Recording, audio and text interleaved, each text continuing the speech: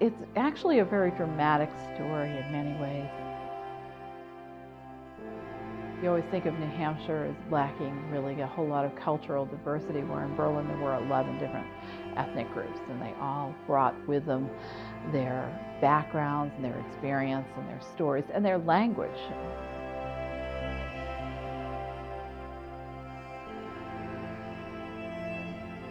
I soon got absorbed into the unique story that the city had to tell.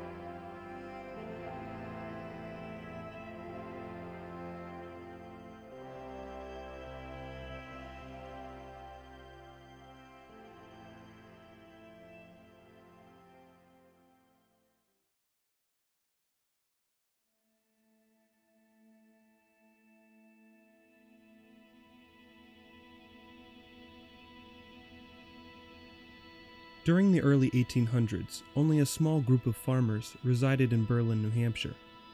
The land wasn't suited for farming, and the population never exceeded 150 people. It wasn't until a group of railroad investors visited Berlin and realized its potential that the small town began to grow. The idea was to connect the cities of Montreal and Portland. It's known today as the Atlantic and St. Lawrence. The investors came up and they went up to Berlin and they saw this massive river with this 2-mile long actually drop waterfall, and they thought, wow, there must be some way we can harness that. We have also some changes in technology where people were beginning to experiment with turbine engines, and they thought we could build one of these turbine sawmills on this water and begin to control this water. And if we brought the railroad up through here, then we would have a way to get our product to market. So the railroad went through Berlin, and the small town would be changed forever. A man from Portland, Maine, by the name of W. Brown, purchased stock from one of the initial railroad investors, as well as stock in the sawmill. He saw great opportunities in the landscape of Berlin, and eventually bought out the sawmill completely. W. Brown sent up 2 of his sons, Orton Bishop and William Robinson, to oversee the sawmill. They were aware of the new technology to make paper, so they built several paper mills and also bought several chemical mills. They came across a man by the name of H.K. Moore who was working in Maine. He had graduated from MIT. And H.K. had a wife who was very ill, and so he agreed to come to Berlin to work with Brown Company to find ways to improve the bleaching processes of his paper. The new thinking at MIT was laboratory science rather than kind of these individual experiments, but to pull together a group of scientists and build a laboratory, research laboratory.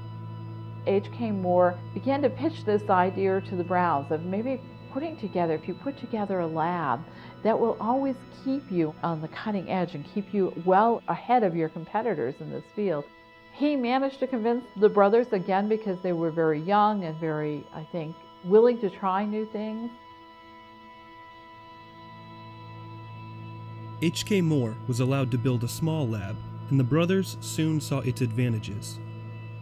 By the end of World War I, there were many scientists who had helped in developing weapons for chemical warfare, who were now looking for jobs. Many of them went to work for the Brown Company, and the research and development labs soon began to expand. The research and development labs kept Brown Company ahead in technological advancement in the pulp and paper industry for many years.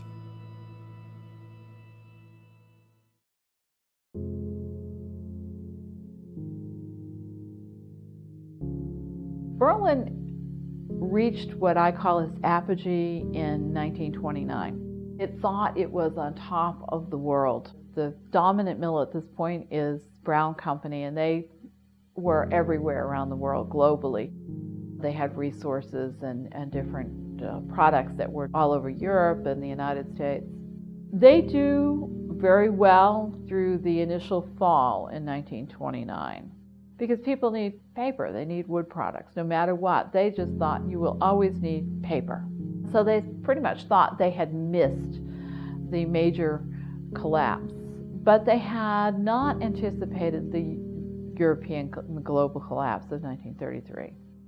And with that Brown Company collapsed. The Brown family by 1941 totally lost control of the mills, so now it's run by a board with receivers, and they have no interest in maintaining the mill as a cutting-edge industry.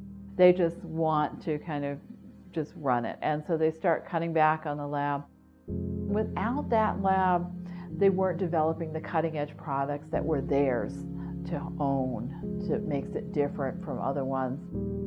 They weren't reinvesting in the mills, and so it was a steady decline for the company. And without the lab making them distinctive and different, it just really became a way of just pilfering what was left, kind of a breaking down.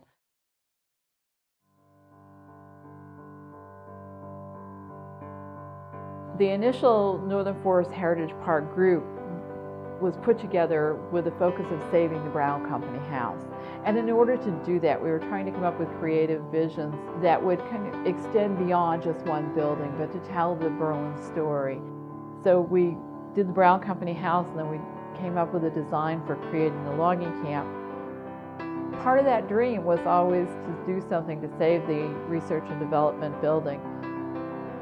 The Northern Forest Heritage Park was eventually able to get possession of the R&D buildings and have slowly been working to restore them. And in 2010, they contacted Plymouth State University's Center for Rural Partnerships with a very unique idea.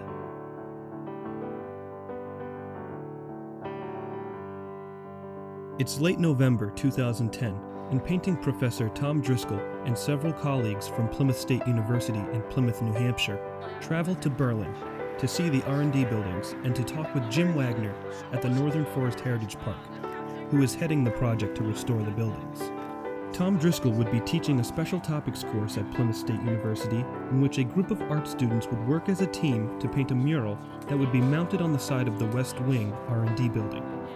The mural would bring attention to the stories of the R&D buildings and the Heritage Park, and also replace the unsightly wooden panels serving as protective window covers. It's a very special collaboration between Plymouth State University's Center for Rural Partnerships and the Northern Forest Heritage Park to help preserve the story of the Brown Paper Company R&D buildings.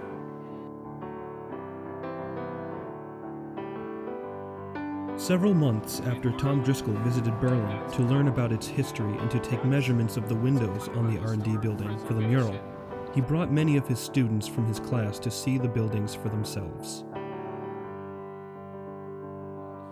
They talked with Jim Wagner and gained inspiration for the mural. Because these two buildings in the Brown Company really put the entire pulp and paper industry on the map as we know it.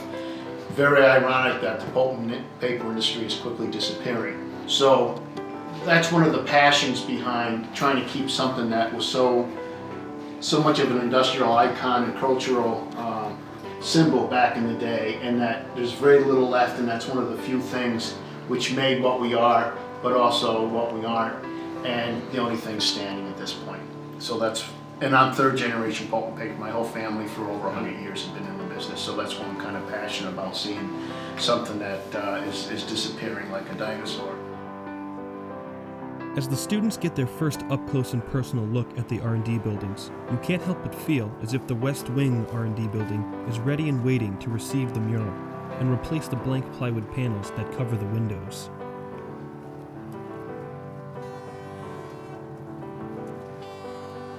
They would soon return to Plymouth, the creative wheels spinning and ready to turn fresh ideas into reality.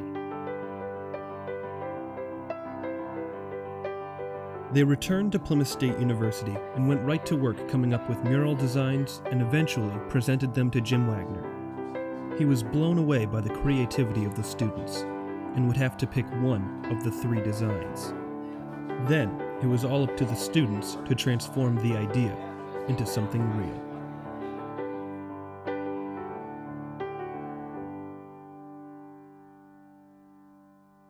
So is this one almost done, Yeah, this is almost done with the drawing. The class is several weeks into the project, and it's already looking impressive. They're following a specific workflow to systematically prepare each individual wooden panel, and each member of the team has a specific job. I'm Craig Mains, and I've been taking the panels that we hand drew, right like this, scanning them into the computer, opening them up on Photoshop, and adding certain characters or realistic figures in to project on the screen to retrace on the large scale, to be fixed and redrawn to fit on a bigger panel. That's pretty much what I've been doing. It makes it more efficient because we don't have to hand draw each panel. We can get our basic little drawings up on big scale at a faster pace than hand drawing them all on a large scale from a little panel. And I can add in information, subtract information, redo compositions, and just make them flow better than before. As I roamed the studio, filming the students as they work, I found the integration of technology into the creation of the mural panels quite impressive. Do you want more contrast or less contrast? They trace them first and they get kind of a general idea, and then we go back in and we fine-tune it. We look at the actual images and try and make it as close as we can. And then we fix it and then paint it. Fixing is when they permanently seal the drawing to the wooden panel. Then it's ready to be painted.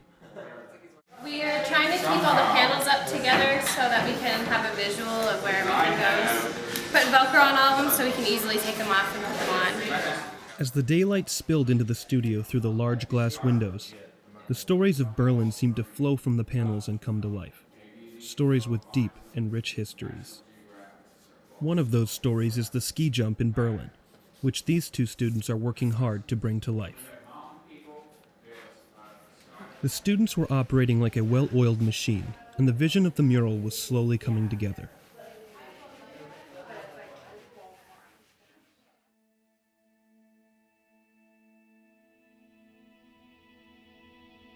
The days are much shorter north in the mountains than they are south in the mountains. And so winter sports are essential to survival. You had no TV, no communication. You had to come up with a way to survive and to bring a community together. So certainly these ethnic groups brought with them their culture and their sports.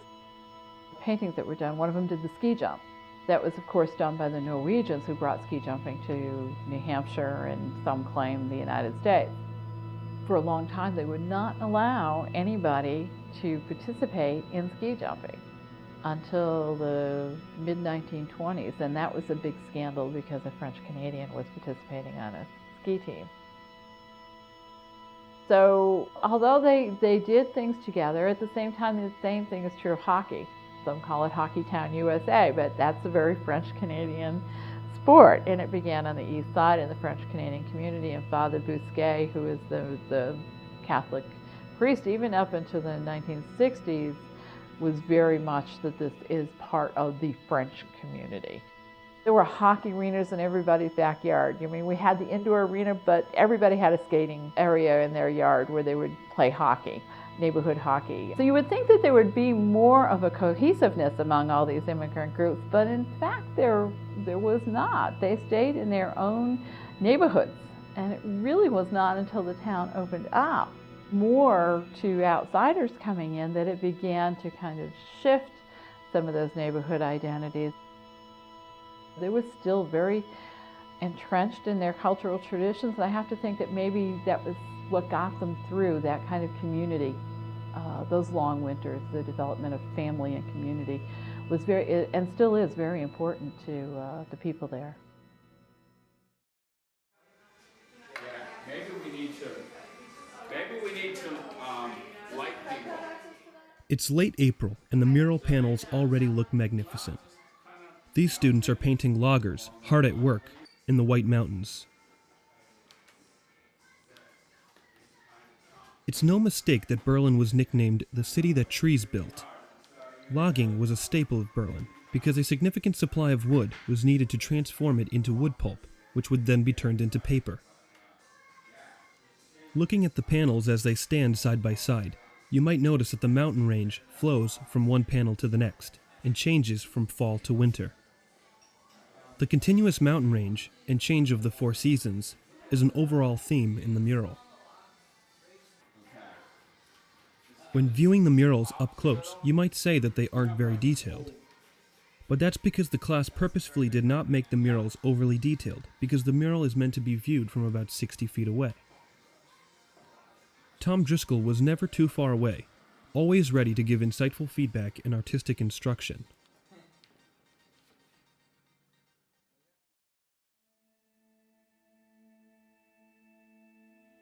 Logging is just a fascinating story altogether. But what is unique, the mountains in that region in the northern forest are very, very steep. So logging that we think of today, which involves a tractor, now they come in, they're all one machine, really was not used until later in the 20th century. Logging with horses and staying in the woods was still active through the 60s. As a matter of fact, they were doing log drives through the 1950s. As roads were improved, they were able to use trucks and bring them down in the trucks. But logging is essential. You can't make paper without logs. You need to have a lot of logs to make the pulp for the paper. And so logging operations were essential. In the old days, you would go out there in the turn of the 20th century, you would spend the winter in the woods. You would go and cut the logs and then cut them into 4-foot lengths and then yard them along a brook or a stream that would be used in the spring log drive. It was a long process. You could be gone anywhere from 4 to 6 months. Your wife would stay in town and you would not see her during those 6 months because it was not easy to come out of the woods. You could maybe come down for a little bit of time, but not too much. The close relationship that loggers have with nature is very, very different. A logger doesn't need a trail to find his way in the woods. They have this understanding of the woods that is very different than an environmentalist. They understand how the forest works and how the trees grow and how the animals live in the woods. It's something I don't have, but I admire the loggers in that connection to the forest and their respect for it. And their anger at its misuse. We tend to think, oh, they just go in and clear cut. That is not true. Loggers do not do that. They believe in sustainable forestry.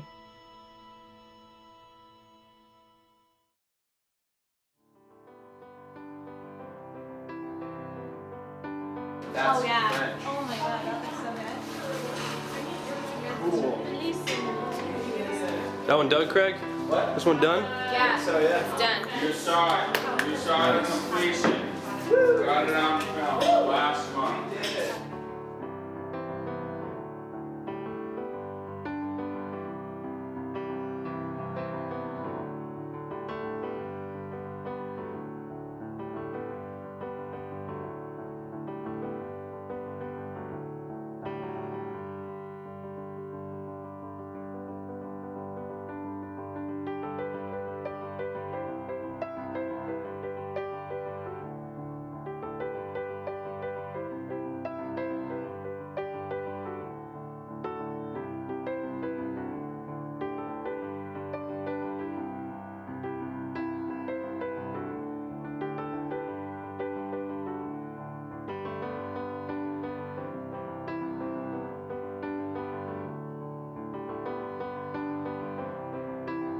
As the deadline approaches, the end of the school semester, the excitement and anticipation builds as the students work to complete the mural.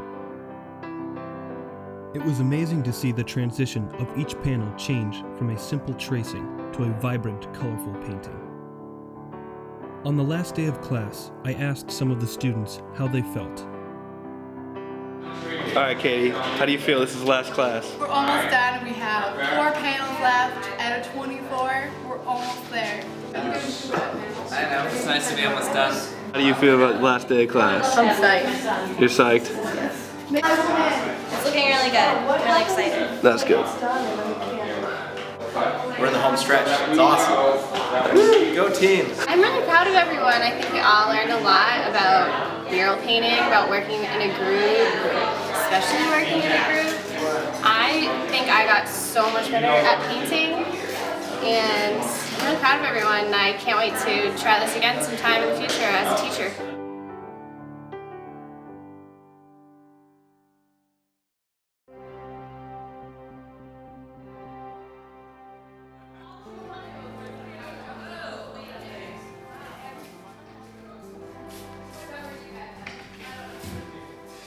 During this past spring semester, I've had the wonderful opportunity to observe a project that is unprecedented in my experience in 40 years of being here at Plymouth. And I would walk in periodically, like once a week, to see how progress was going on, and during the school year. And it was quite extraordinary to see this group of young people working together in a cooperative way to do something that's usually done by an individual with their own vision. Tom Driscoll was extraordinary in putting this together logistically, setting up the class, setting up the supplies, setting up the facility to the physical space to be able to do this thing, and to see to it that it got done on time and schedules were met and so forth, and to take it through the various stages. It was quite an extraordinary event. They brought each panel down and carefully stacked them into the back of the truck, handling them with care. They're being transported up to Berlin to be installed onto the West Wing R&D building.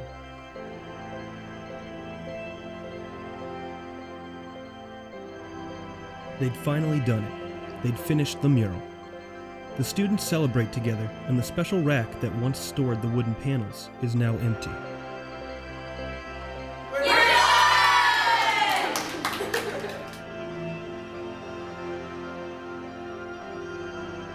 Two months later, on July 27, 2011, I traveled to Berlin to document the official unveiling of the mural.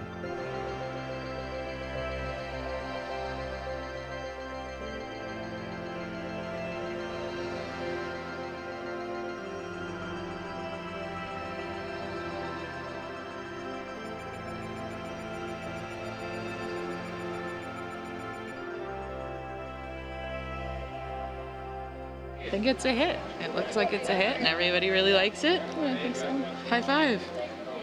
It tells an important story, particularly to the people of Berlin. The mills were there, but the R&D building made the mills different than everybody else's mills. It made them unique, it made them special. And it was something that Berlin people looked at as a kind of a badge of honor. This is a place where bright scientists came and made a number of products and changes that we still have today. Having this experience working with Plymouth State University and the art students, they really had an experience to be engaged in what the history is all about up here in our community. They've taken on the passion and the emotion and the strong feelings of what we've gone through for over 100 years. And they truly understand and capture that in the murals that's in back of me.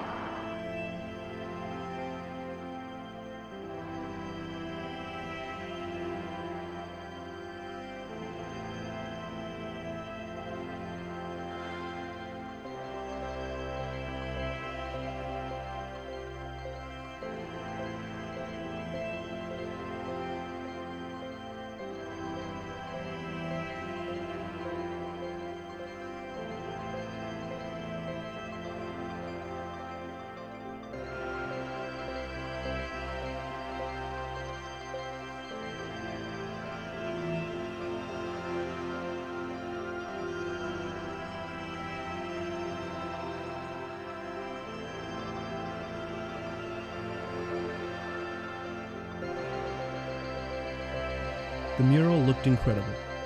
The West Wing R&D building was totally transformed from a ghostly, decaying structure to an exquisite work of art. It became something that the people of Berlin were proud of and will never forget. Every time they pass it, every time they drive or walk by, they'll remember the 12 art students from Plymouth State University who created the Berlin Mural.